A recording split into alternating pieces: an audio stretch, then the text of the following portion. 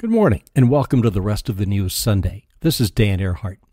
100 winters ago, residents of a small, unpronounceable village in the Bavarian Alps grew weary of walking the hour and a half to attend worship services. That was the nearest church, and they really wanted to go. The church refused their plea to build a church in their little unpronounceable hamlet, so they took matters into their own hands and built a church of snow and ice, both plentiful. A recreation has been constructed this year, and it's beautiful, bathed in blue light, and posted on the Rest of the News Facebook page. 65 feet long, and with a spire 60 feet tall, God's Igloo holds 200 people until sometime in the spring.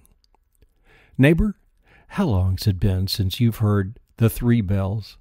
I'm talking about the original, The One You Want, by Jim Ed Brown and the Browns.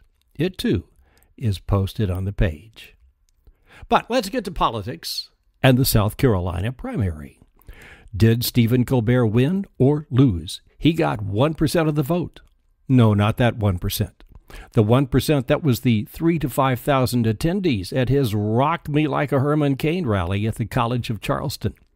It was the biggest campaign rally of the entire primary, with a marching band, cheerleaders, a gospel choir, and a very large Vote Cain banner.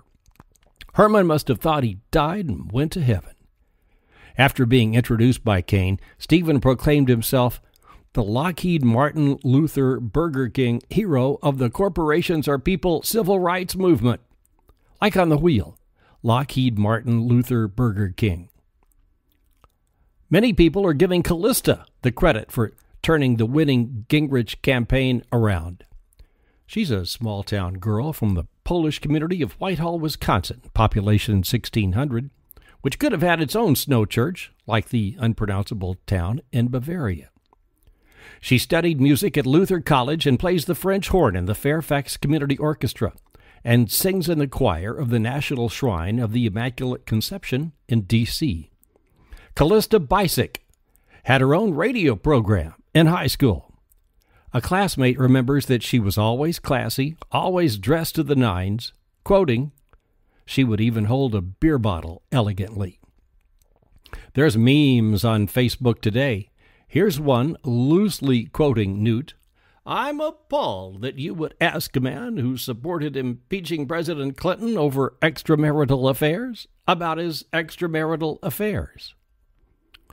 An official-looking photo of Gingrich in front of the National Monument proclaims an open marriage with America. And a young child in a cartoon looks up to his mother asking, "Mommy, what does having an open marriage mean?" Funny stuff. In Polish politics, an MP in the lower house of Poland's parliament fired up a big fat one Friday to launch a campaign to completely legalize marijuana. Janusz Palikot is a colorful and flamboyant philosophy graduate turned politician. As he lit up, he said, "This is the weed." You think some of that is getting passed around this weekend in Vegas? Happens every January. The Adult Entertainment Expo and AVN Awards, a.k.a. the Oscars of Porn. It's happening right now at the Hard Rock Cafe. And it's New Year's Eve all over again. Tomorrow, Monday, begins the Chinese Year of the Dragon with a new moon. See you then. This is Dan Earhart, the rest of the news.